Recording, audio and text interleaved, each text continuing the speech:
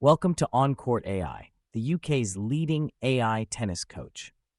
I'm Coach Chris, joined as always by former touring professional Alex and sports psychologist Dr. Sam.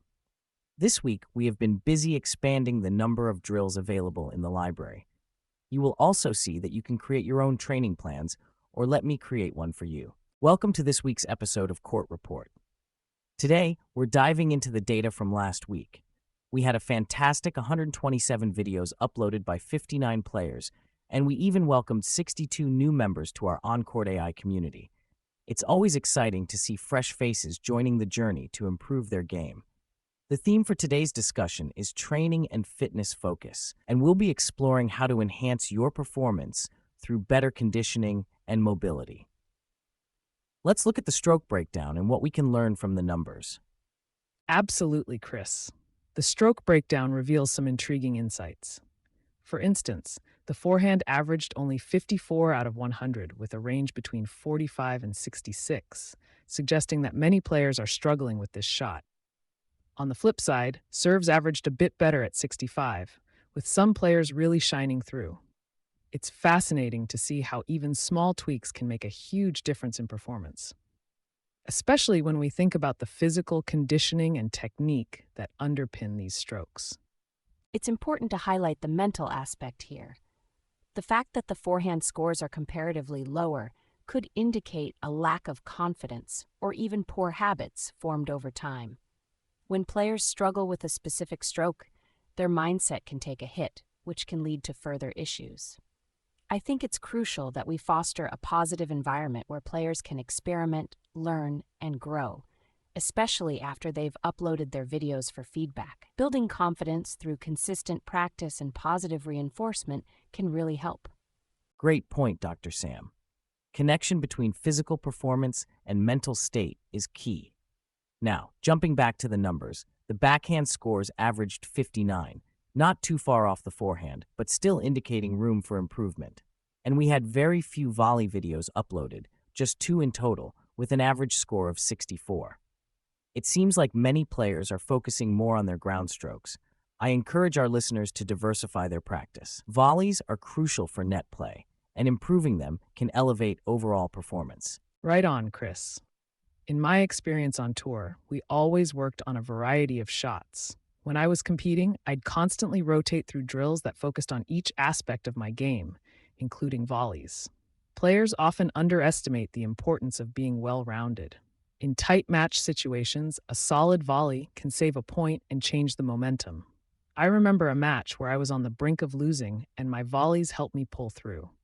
It's all about that versatility. From a mental standpoint, embracing a well-rounded approach helps reduce anxiety around any one stroke. By practicing various shots, players can feel more prepared and adaptable during matches.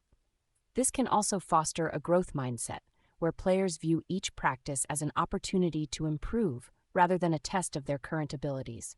I always encourage players to set small, achievable goals for each practice session, allowing them to focus on different strokes and gradually build their confidence. Now let's highlight some of the individual player achievements from the week. Tomas had an impressive score of 80 on their serve. Their toss height was 38 centimeters, which is excellent. A well-executed toss is so crucial. It sets the stage for the entire serve. When you have that toss right, everything else falls into place. This serves as a great reminder that focusing on the fundamentals can lead to reaching the next level in your performance.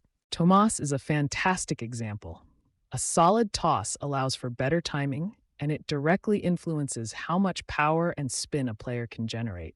I remember working with a coach who emphasized the toss so much because it's the first part of the serve. The toss dictates the trajectory and rhythm, so if players can master that, they're already ahead of the game. It's a small detail that can have a massive impact. Exactly. And this is where mental preparation comes into play too. Players need to practice their serves with the right mindset, treating each toss as an essential component of their routine. Visualization techniques can help players see their perfect toss in their minds before they even step on the court. This builds confidence and creates a calming effect that can enhance performance under pressure. Absolutely.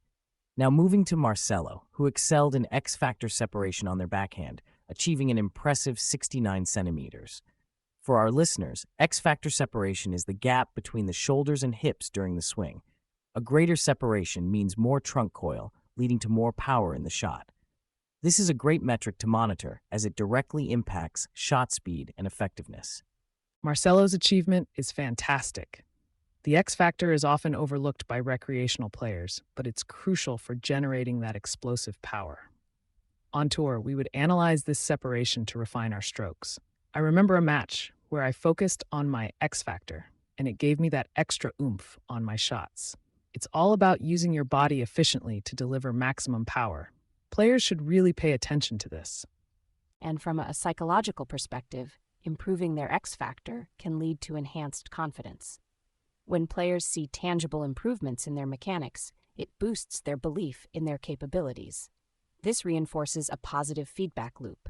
Better performance leads to increased confidence, which then leads to better practice sessions and ultimately better results in matches. It's all interconnected.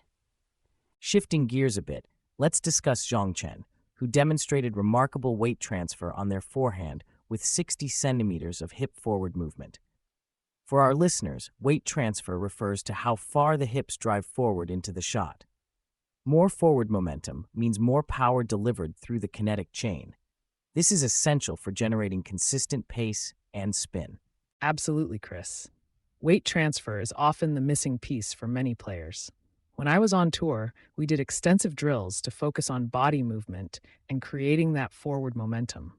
I've seen countless players struggle when they don't engage their hips properly. Just a small shift can change everything. I like to tell players to think of it like a spring. If you coil it tight, it'll spring back with explosive force.